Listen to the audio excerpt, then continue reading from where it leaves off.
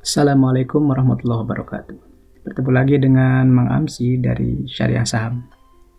Di video kali ini kita akan mencoba membahas tentang klasifikasi industri yang berubah sejak minggu kemarin ya teman-teman. Jadi selama ini kita selalu menggunakan klasifikasi yang lama atau yang dikenal dengan JASICA atau Jakarta Stock Industrial Classification, yang sudah berlaku sejak tahun 96, jadi sudah sangat lama sekali ya, hampir 25 tahun. Nah,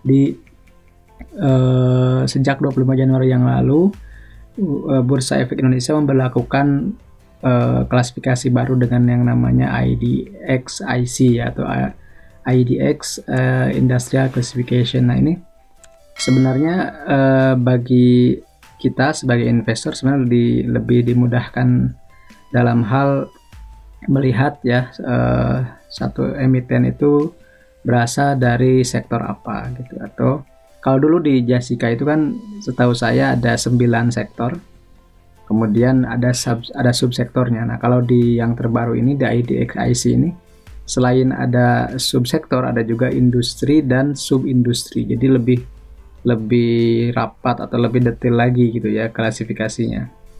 Nah, di video kali ini saya akan membahas sedikit tentang klasifikasi tersebut. Kenapa?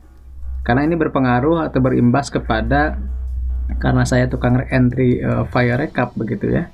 Dan sekarang sudah mulai ada yang rilis dari full year 2020. Ini berpengaruh kepada sektor dan industri di emiten tersebut. Jadi dulu biasanya saya itu nomor 1 itu biasanya dari sektor perkebunan ya, karena perkebunan sektornya nomor 1, subsektornya misalnya ada CPO dan seterusnya. Nah, sekarang urutannya bukan nomor teman-teman, tapi huruf abjad itu dari A, B, C, D dan seterusnya.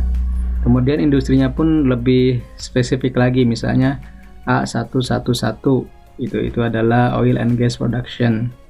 Nanti A112 oil and gas storage and distribution. Nah, jadi seperti ini klasifikasinya ya teman-teman. Jadi karena ini berpengaruh kepada profil dari masing-masing emiten, maka saya perlu membahasnya.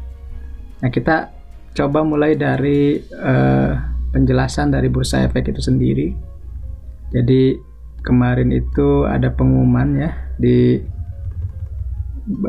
tanggal 25 Januari akan berlaku indeks sektoral yang baru. Nah, ini 11 ya. Yang pertama ada IDX Energi, kemudian IDX Basic, IDX Industrials, kemudian ada IDX Sector Consumer Non-Cyclicals, kemudian IDX Sector Consumer Cyclicals, IDX Sector Healthcare, IDX Finance, IDX Property, IDX Teknologi, dan IDX Infrastructure. Terakhir ada IDX Trans. Nah, jadi kalau dulu namanya itu Agri, kemudian Jack Agri, Jack Agri, Jack Basic, Jack Mining dan seterusnya. Nah, kalau sekarang kodenya IDX Energi, IDX Basic, IDX Indus, IDX Non-Cyc, IDX Cyclic, IDX Health dan seterusnya.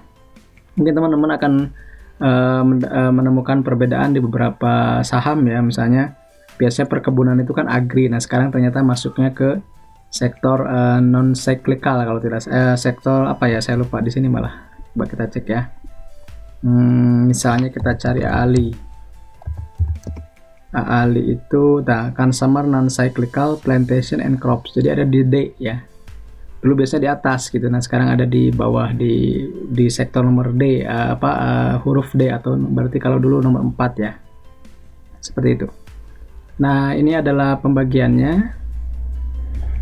Dan yang terbaru mungkin ada IDX Tekno, itu dipisahkan, dan IDX Healthcare ya. Dulu ini ada di sektor nomor 9, di Trade and Service, ini di Trade and Service juga.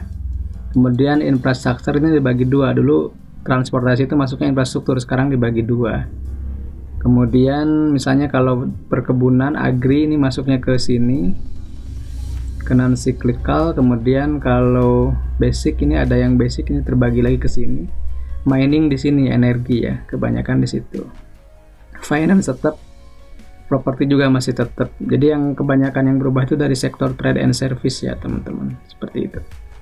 Ini ada perhitungan indeksnya, nanti filenya saya kirimkan atau saya buatkan linknya ya di bawah teman-teman, di deskripsi, silakan nanti dilihat.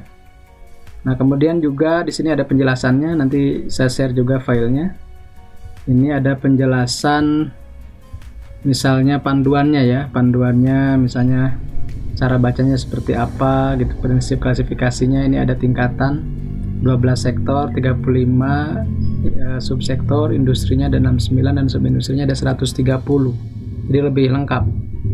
Nah, misalnya ini ada A111, maka A itu menggambarkan sektor, satu yang pertama subsektor, satu yang kedua industri, dan satu yang ketiga subindustri. Kemudian juga di sini kenapa misalnya diklasifikasikan berdasarkan apa? Ternyata berdasarkan sumber pendapatan terbesar gitu ya, dan yang lainnya. Silakan teman-teman baca sendiri. Nanti saya share alamat untuk ininya.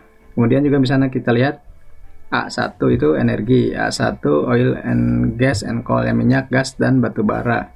A11 ini minyak dan gas. Kemudian A111 produksi penyulingan minyak dan gas.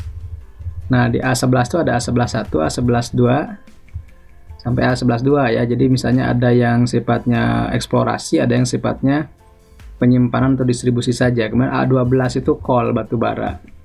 Batu bara pun ada yang productionnya, ada yang distributionnya.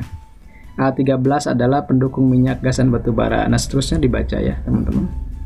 Jadi A2 ini energi alternatif, misalnya A21 peralatan energinya, A22 bahan bakar alternatifnya. Kemudian ada B, basic materials, ada barang baku, ada barang kimia ya. Kemudian di kimia pun dibagi, ada kimia dasar, ada kimia pertanian, ada kimia khusus. Kemudian 12 material konstruksi, ada yang material konstruksi, kemudian juga ada wadah dan kemasan, ada logam dan mineral. Nah ini dibagi di sini, jadi Antam itu pindah ke sini kalau tidak salah ya. Dulu kan ada di pertambangan di sektor yang nomor atas, sekarang pindah ke B, misalnya ke logam. Di sini ada dipisahkan juga ya, ada aluminium, ada tembaga, ada emas, ada baja dan besi.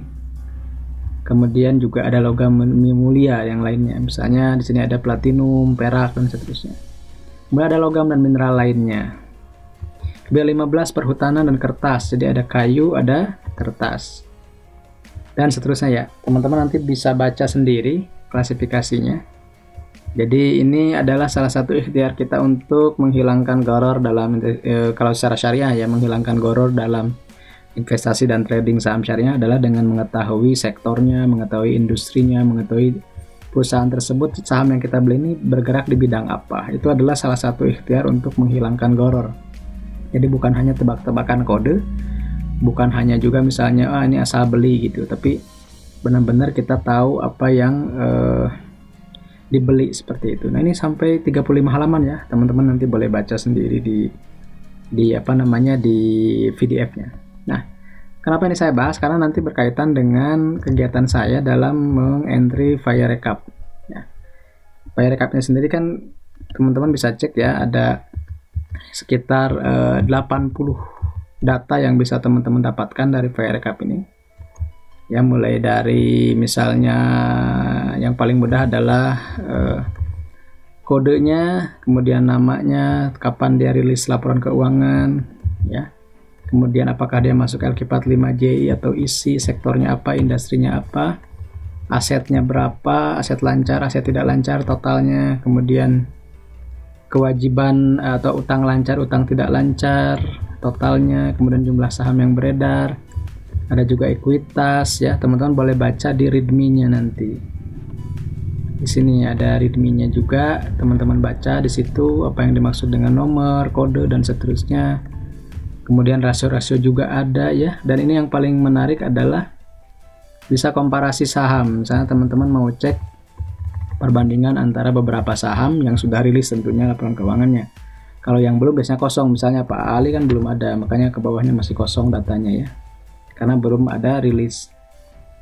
Nah kalau misalnya BRIS kan sudah nih ceritanya, BRIS yang sudah itu BRIS, Mega, BBNI, BMRI baru 4 ya, yang sampai hari Senin kemarin tuh. Nah, kita bisa lihat juga kapitalisasi pasar dari 4 ini yang paling gede BMRI misalnya. Kemudian kalau saya kan diutamakan adalah kesyariahannya, maka syariahnya itu nomor 1 di atas. Apakah dia syariah atau tidak? Nah, dari 4 ini yang syariah cuman BRIS misalnya. Kemudian IPO date-nya, tanggal IPO-nya siapa yang paling tua itu BBNI ternyata. Kemudian laporannya dirilis adalah tanggal kemarin Januari. Kurs laporannya dalam rupiah atau apa. Kemudian nah ini sektornya sudah saya perbaharui, sudah saya update dengan yang terbaru misalnya karena ini perbankan ada di G ya, Financials, kemudian G111 Banks.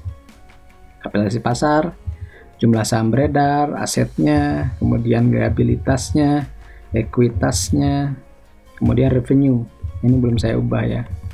Harusnya ini full year 2019, full year 2020, kemudian ini juga sama, copy saja seperti ini ya. Jadi kita bisa melihat revenue growth-nya, misalnya di sini di antara 4 bank ini yang paling tumbuh adalah tentunya BRIS ya.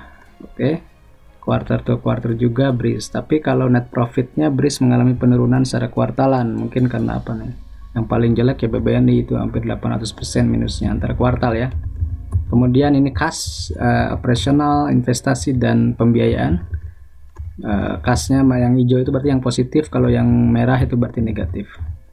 Dividen karena belum bagi masih 0%. Nah ini ada rasio-rasio ya, earning per share, bersih per saham, nilai buku, cash flow per saham, modal kerja bersih, kemudian rasio DAR, rasio DER, current ratio, total asset turnover, NPM ya, net profit margin, ROE, return on equity, price to sales, price to book, price to earning. Nah, per BRIS ini sudah 112 kali kalau dengan hitungan yang sekarang.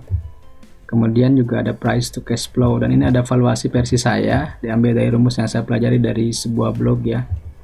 Jadi saya aplikasikan di sini. Jadi kalau di saya ya BRIS 700-an ya, saya nggak tahu juga, mungkin teman-teman punya penilaian lain.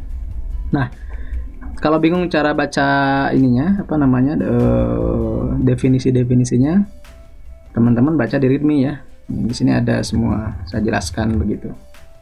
Apa yang dimaksud dengan ROE, NPM, dan rumusnya, misalnya net profit margin, laba bersih per penjualan. Jadi file recap ini selain menyuplai atau memberikan data teman-teman untuk sebagai bahan pertimbangan investasi, juga teman-teman bisa belajar secara tidak langsung tentang rasio-rasio keuangan, tentunya dengan penjelasan yang ringkas ya, tidak penjelasan yang detail gitu.